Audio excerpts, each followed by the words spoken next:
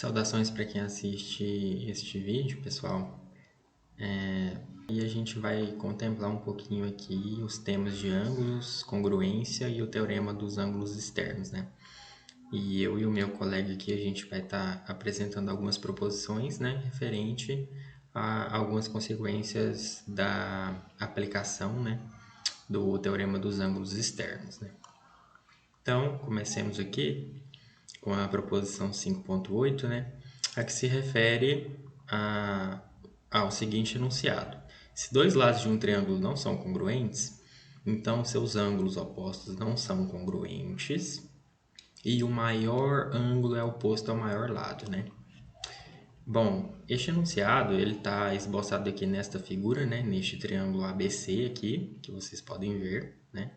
E aqui esta figura contempla, né? A gente tem três lados diferentes, né?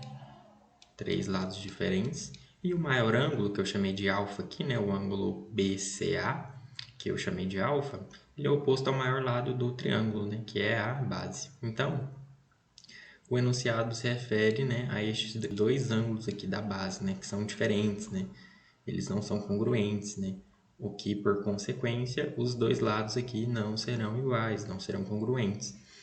Esta proposição ela é uma consequência, né, imediata de algumas proposições anteriores, né, que a gente havia visto em aula, que é aquela da formação de um triângulo isósceles, né, que quando dois lados são congruentes, os ângulos da base do triângulo, né, serão congruentes, formando assim um triângulo isósceles, né?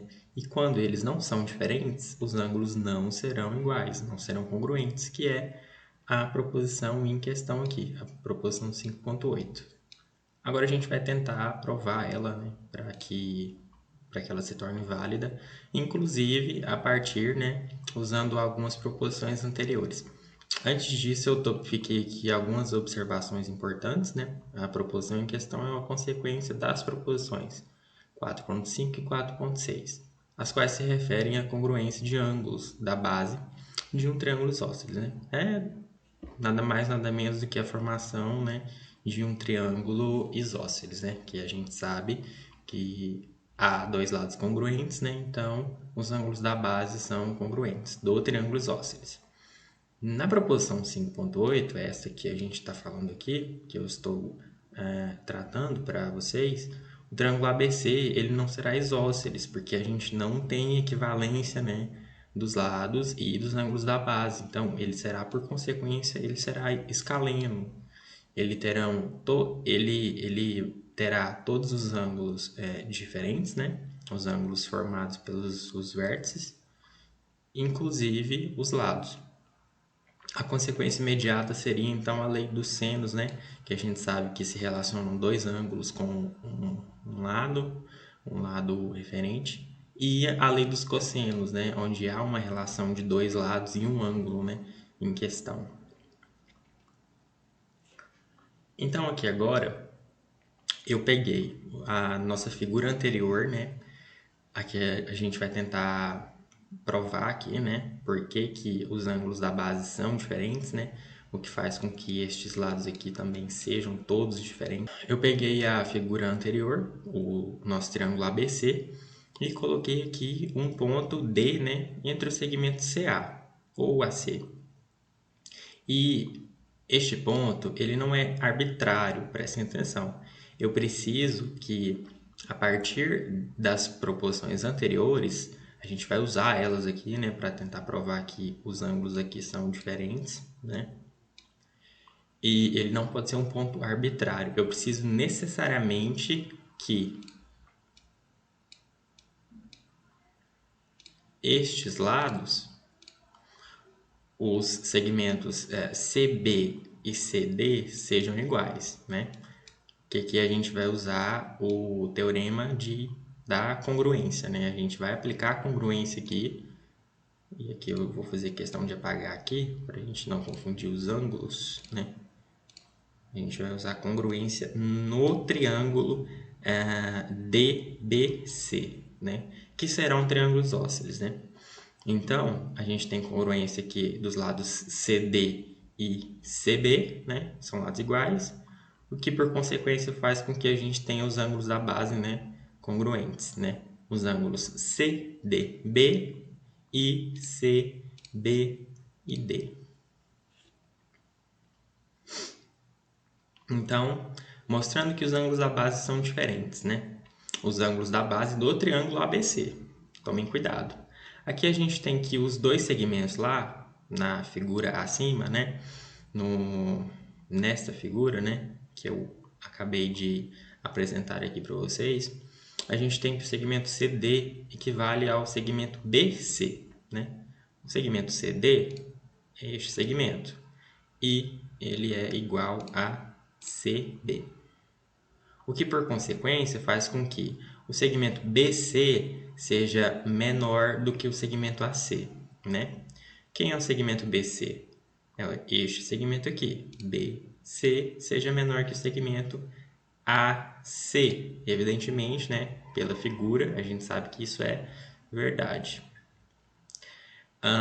Logo, né, por consequência disso, eu tenho que D pertence ao segmento AC, né? Ponto D está no segmento AC. Ó, AC, o ponto D está aqui, né?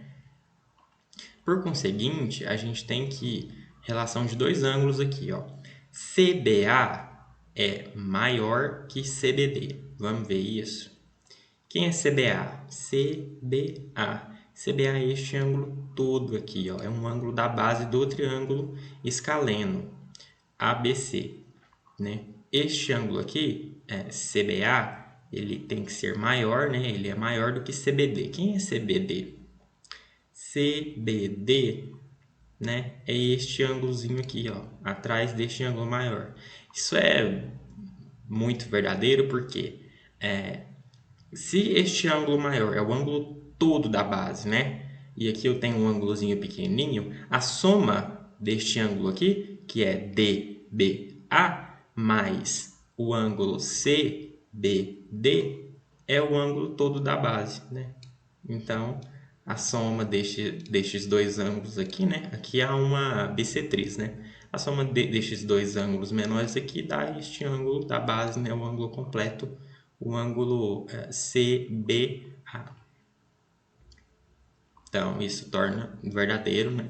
Só da gente observar a figura do triângulo. Então, pessoal, lá naqueles lados lá, nos lados iguais, né? A gente tem a congruência de ângulos, né? O ângulo CBD vai ser igual a CDB, o que faz com que os dois ângulos que são iguais seja maior do que o ângulo CAB, né? CBD é o ângulo aqui, né? Este ângulo, que é igual a este ângulo, que é maior que o ângulo CAB. Quem é CAB? CAB. CAB é este ângulo aqui, ó. Este ângulo é o ângulo CAB. E eles são maiores, porque este ângulo que é igual a este ângulo, ele é um ângulo externo ao triângulo ABD. Este ângulo é maior do que este ângulo aqui, né? E este ângulo é externo ao triângulo, né, ABD. Com isso a gente conclui uma coisa, né? Pois CDB é um ângulo externo do triângulo ABD, né? Qual eu estava me referindo lá agora. Logo, né, a partir disso, o ângulo CBA é maior que CAB, né? CBA, que é este ângulo, né? O ângulo da base aqui completo, ele é maior do que este ângulo. O que, por consequência, né, os dois ângulos são diferentes, né? Estes ângulos da base são diferentes, né? E aí a gente acaba provando a proposição 5.8, né? A proposição 5.9, ela é como se fosse uma recíproca dessa proposição anterior, né? Da proposição 5.8.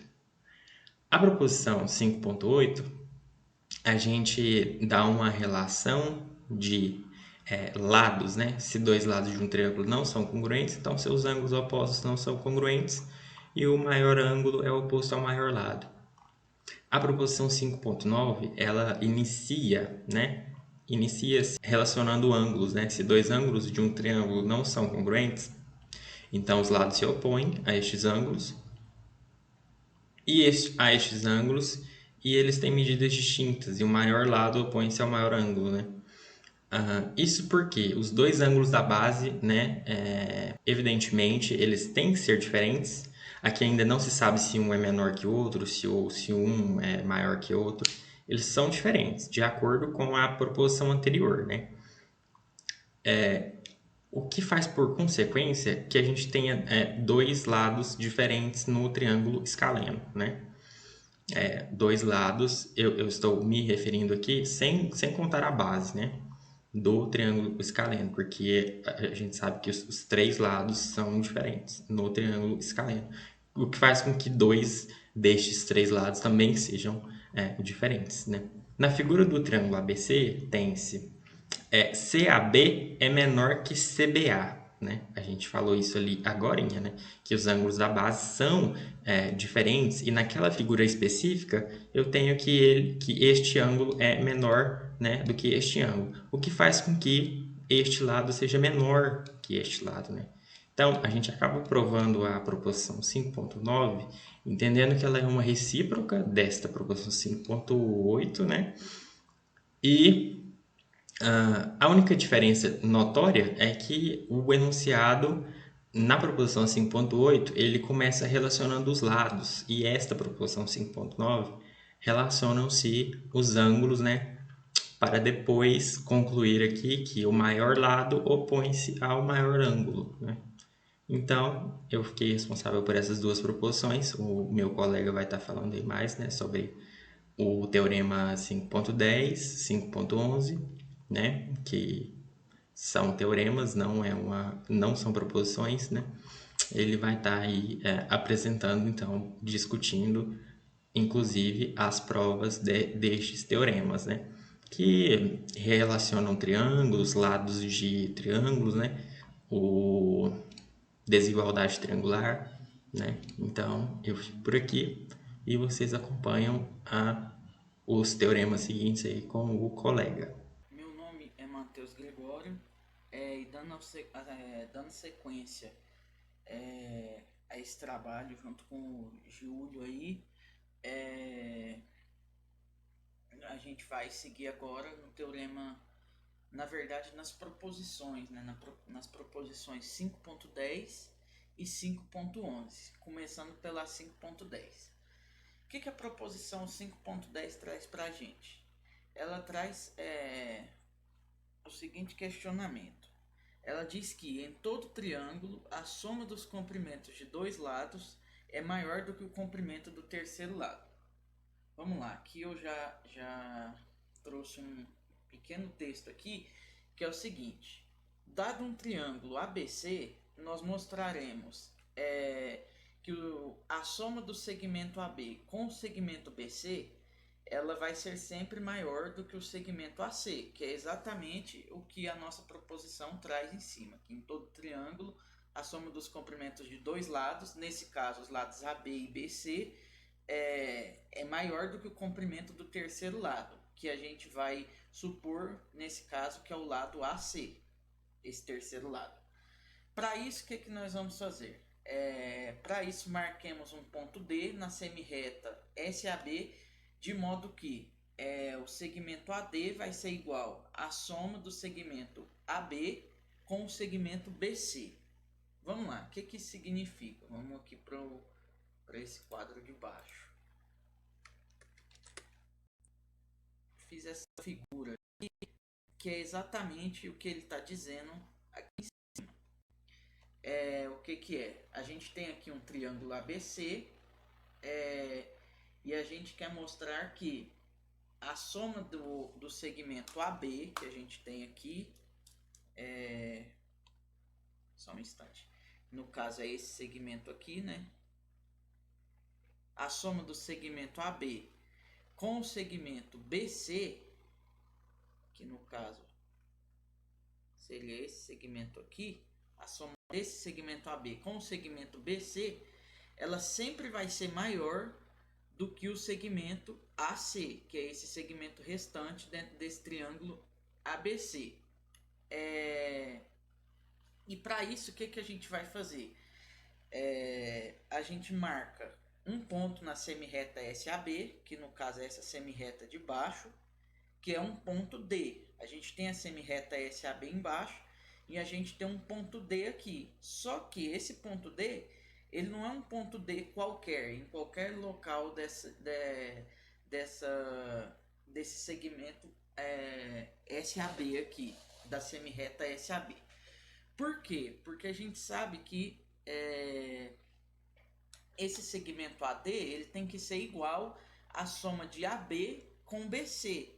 Logo, isso implica o quê? Implica que o segmento BD ele tem que ser igual ao segmento BC. E aí vamos para frente aqui.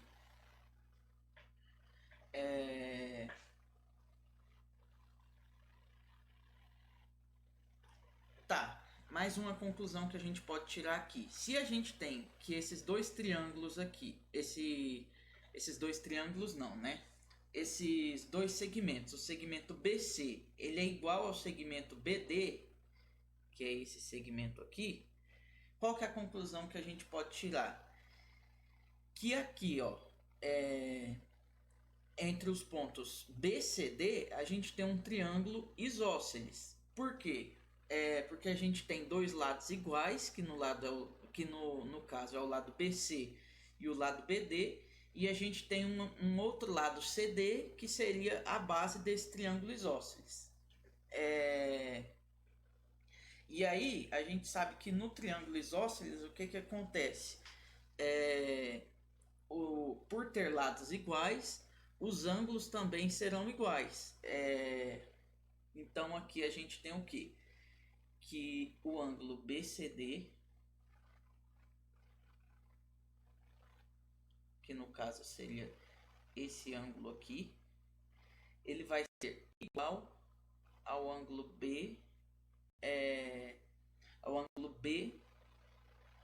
BDC, que é esse ângulo aqui. Ou seja, é o ângulo que os lados fazem com a base, que é exatamente esse segmento CD aqui, que a gente tirou a conclusão que é a base de um triângulo isósceles. Vamos lá. Outra conclusão. Aqui. Como B está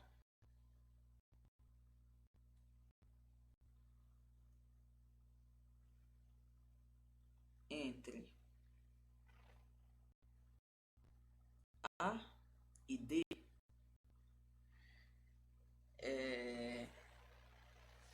como B está entre A e D, o que a gente vai ter de conclusão aqui?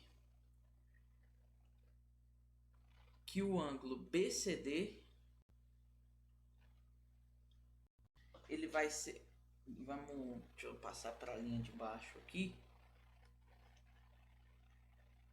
Como B está entre A e D, o ângulo BCD ele vai ser menor do que o ângulo ACD.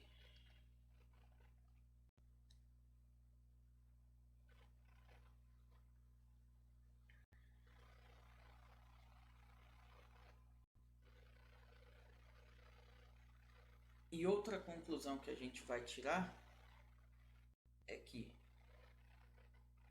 o ângulo BDC ele vai ser menor. Não, isso já está em cima, né? No caso, eu já falei que o triângulo BCD ele é menor do que ADC. Então agora a gente vai tirar uma conclusão a partir da proposição que o Júlio falou acima, que é a proposição 5.9. Que seria o seguinte. Logo,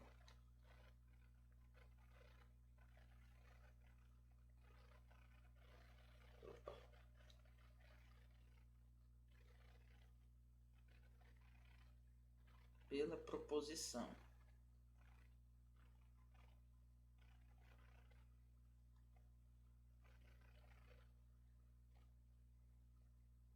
Cinco ponto nove,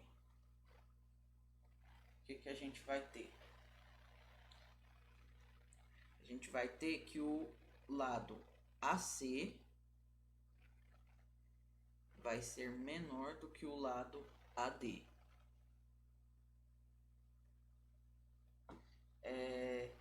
Só que a gente viu que o lado AD, a gente viu aqui em cima, que o lado AD, ele é o que? É AB mais BC, né? Então aqui, disso aqui, a gente vai ter o que? Que o lado AC, então, deixa eu só consertar aqui. Então, disso aqui, vamos pôr aqui, mas, então,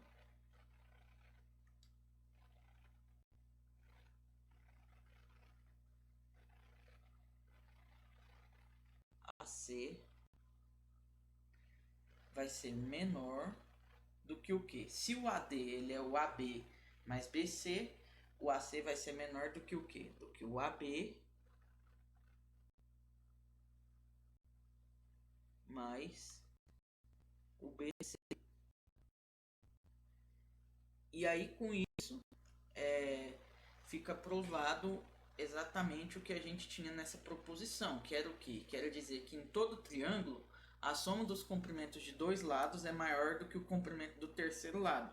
E foi o que a gente fez. A gente quis provar que a soma de dois lados desse triângulo aqui, desse triângulo ABC, seria maior do que o terceiro lado.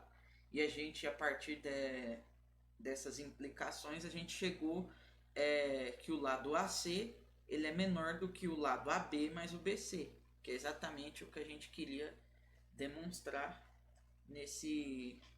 nessa primeira proposição.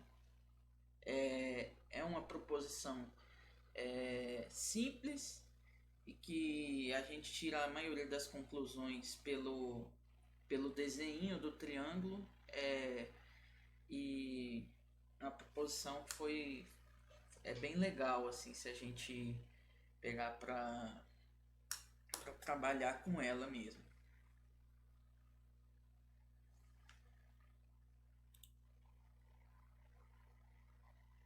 Dando sequência aqui, a gente vai entrar agora na proposição 5.11,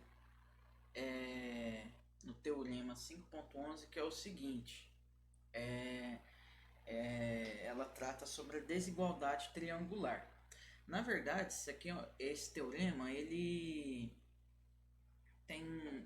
vai estar bem relacionado tanto com o teorema anterior, o 5.10, e também com uma proposição que a gente viu lá atrás no capítulo 2, que é com a proposição 2.2. Mas vamos iniciar aqui com a proposição. O que ela diz aqui? Ela diz que, dados três pontos distintos A, B e C no plano, a gente vai ter duas conclusões. A primeira, que é relacionado ao teorema 5.10, que é o seguinte, que se a gente tem esses três pontos no plano, a primeira conclusão que a gente vai tirar é que o segmento AC ele sempre vai ser menor ou igual ao segmento AB mais o segmento BC, e aqui é uma consequência até desse primeiro, que ele diz que para ser igual, para o segmento AC ser igual ao AB mais BC, que seria a parte igual aqui, isso só vai acontecer se o ponto B pertencer ao segmento AC. Vamos lá, primeiro a gente vai por essa primeira parte aqui. Como é que a gente vai fazer? Vamos lá. Se A, B e C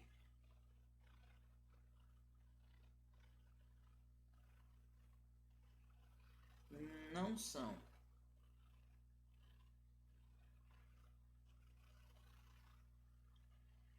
colineares,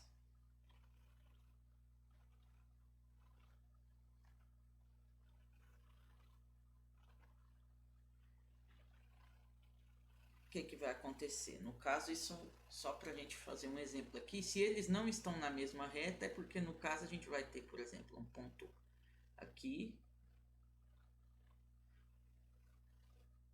por exemplo, o ponto A aqui, o ponto B aqui e o ponto C aqui, que é um caso deles não estarem na mesma reta.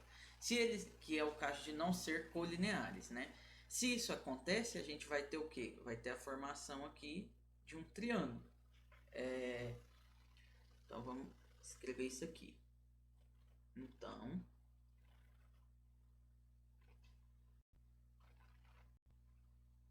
eles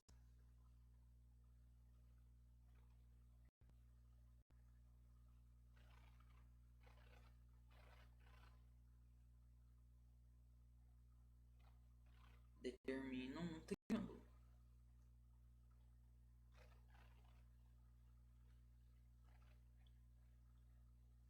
Vamos lá. E se isso acontecer, se eles determinarem um triângulo, o que a gente vai ter? A gente vai ter que a desigualdade, passar para a aba de baixo aqui, a desigualdade triangular nesse caso,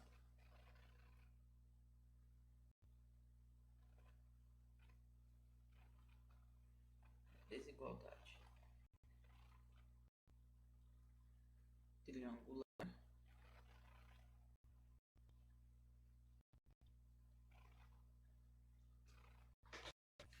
ela vai ser uma consequência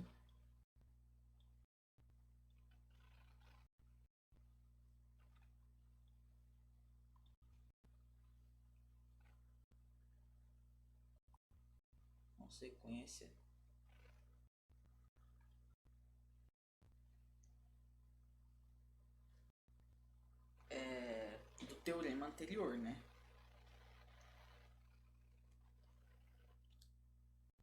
Ela é consequência do teorema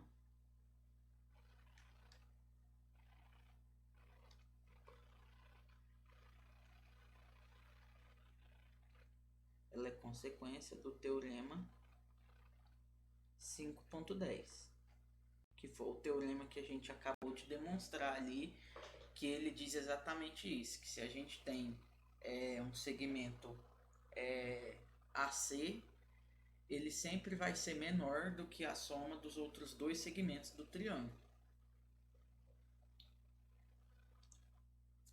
Vamos lá. Agora, a gente sabe que se isso acontecer, né, se os pontos não forem colineares, a desigualdade triangular ela vai ser somente uma consequência do teorema 5.10, que é o que a gente viu. Que no caso o segmento AC ele vai ser menor do que a soma do segmento AB com BC. Agora, o que acontece se os pontos tiverem os pontos A, B e C tiverem sobre uma mesma reta?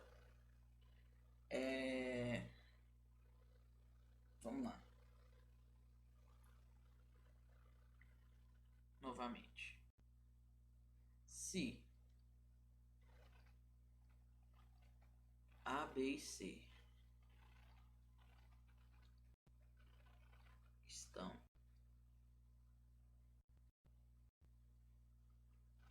sobre uma mesma reta,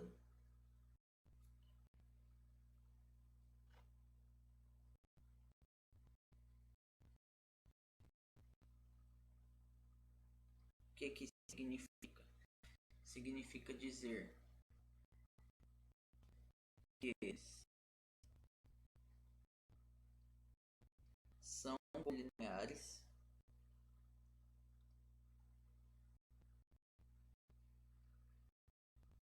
o que vai acontecer nesse caso? Se eles forem colineares, a gente vai fazer assim, o seguinte processo aqui. Sejam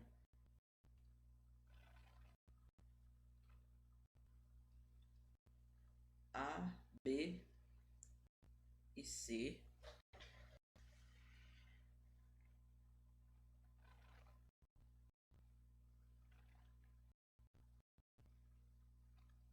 respectivamente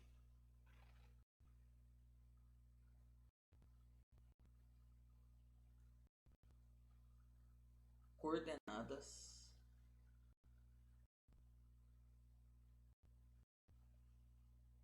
ou valores coordenadas dos pontos A, B e C.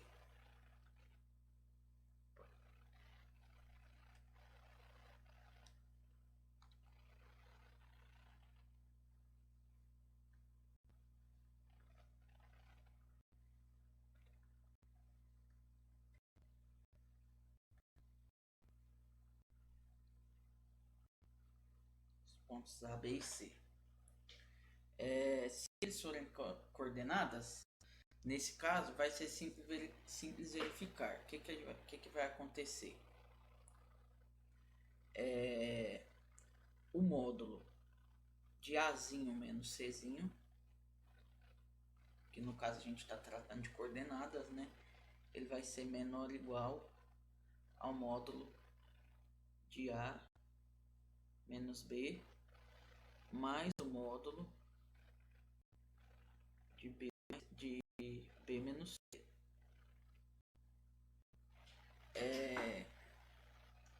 E aí, disso aqui a gente vai tirar aqui a igualdade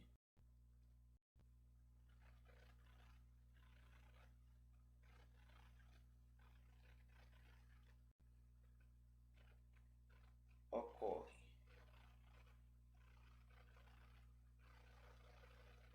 se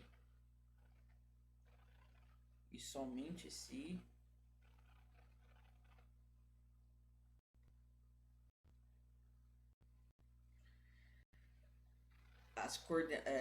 a coordenada do ponto B, que no caso é Bzinho, né? Se Bzinho está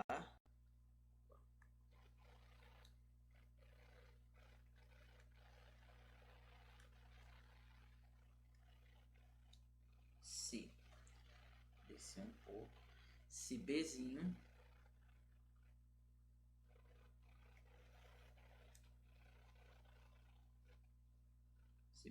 está entre A e C.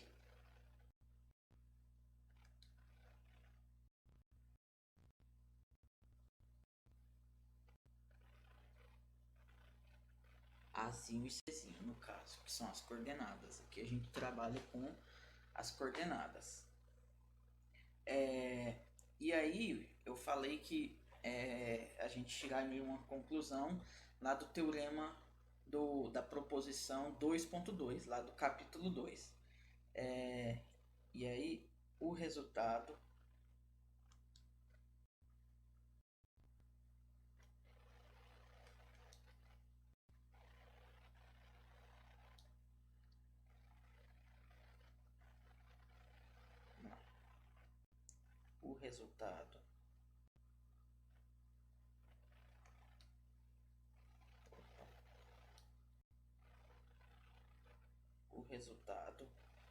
é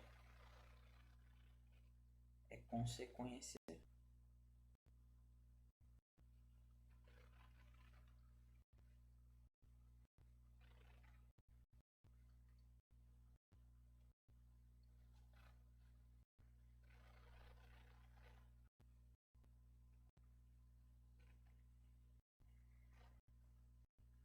da proposição